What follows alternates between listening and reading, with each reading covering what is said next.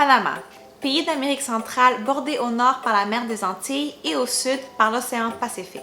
La capitale est la ville de Panama.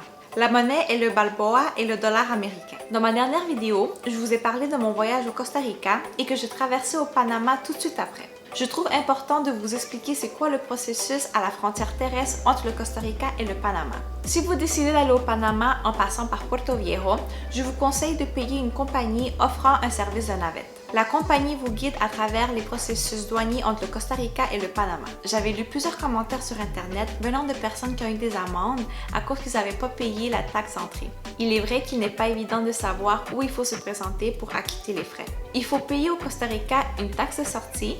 Ensuite, il faut aller dans un autre bâtiment, montrer une preuve de sortie du Panama, exemple votre billet d'avion avec la date de retour. Et dans un autre endroit, il faut montrer son passeport. Lorsque vous traversez au Panama, n'oubliez pas de payer la taxe d'entrée et ils vont vous donner un petit papier qu'il ne faut absolument pas perdre. Peut-être que certaines étapes ont changé depuis 2016, alors faites votre recherche afin d'être à jour. Je suis restée 2 semaines au Panama et j'ai surtout relaxé et profité de la plage. Je suis restée 1 semaine à Bocas del Toro, située du côté de la mer des Caraïbes. Cette province est formée de plusieurs îles. Bien entendu, les activités y sont principalement aquatiques. J'ai été hébergée au Bambuda Lodge sur l'île Solarte. Il s'agit vraiment d'une belle auberge et les repas sont exquis. Ils ont un très bon chef cuisinier et les 2 propriétaires sont canadiens. Toutefois, chaque fois que l'on veut sortir de l'île, il est nécessaire de payer un water taxi et le prix varie selon la destination.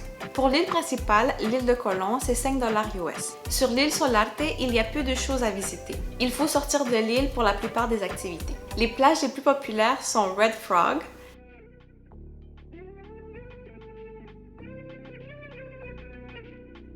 Star Beach et la Isla Zapatilla.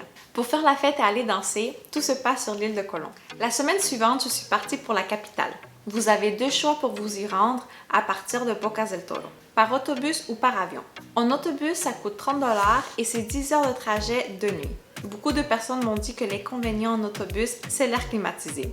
C'est très froid. Alors j'ai décidé de prendre l'avion. L'aéroport se situe sur l'île de Colón et le prix tourne alentour de 150 et 200 $. Voici les endroits que j'ai visités dans la capitale. Bien sûr, j'ai visité le canal du Panama. Il y a un musée que j'ai trouvé très intéressant et des estrades vous permettant de voir les bateaux passer. Ce canal a permis de lier l'océan Pacifique et l'océan Atlantique.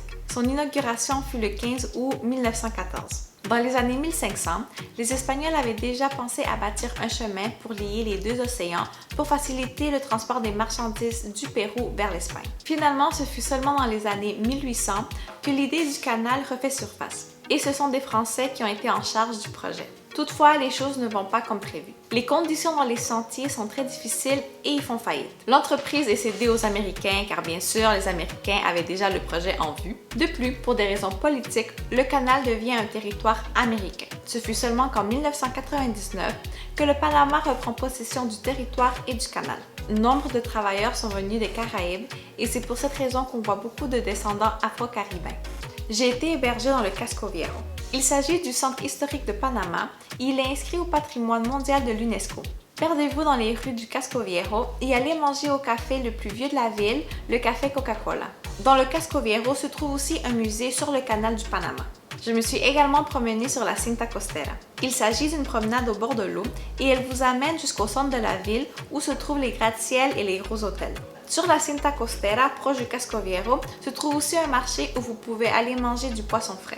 D'autres endroits que vous pouvez visiter sont les ruines du Panama Viejo de 1551 et la Calzada de Amador, où se trouve le biomusée. Ma partie préférée du voyage fut San Blas. Je reviendrai au Panama juste pour San Blas. Il s'agit d'un archipel dans la mer des Caraïbes qui contient plus de 300 îles gérées par la communauté indigène des Cunayala. C'est un endroit paradisiaque. C'est seulement à 2 heures de la capitale. Vous dormez dans des cabines très rustiques. Le plancher, c'est le sable de l'île. La cabine n'est composée que d'un lit très simple et l'eau de la douche commune est un peu salée. Il n'y a pas de Wi-Fi ou de données, alors c'est un endroit parfait pour relaxer et déconnecter. Pour une nuit, ça m'a coûté environ 220 $.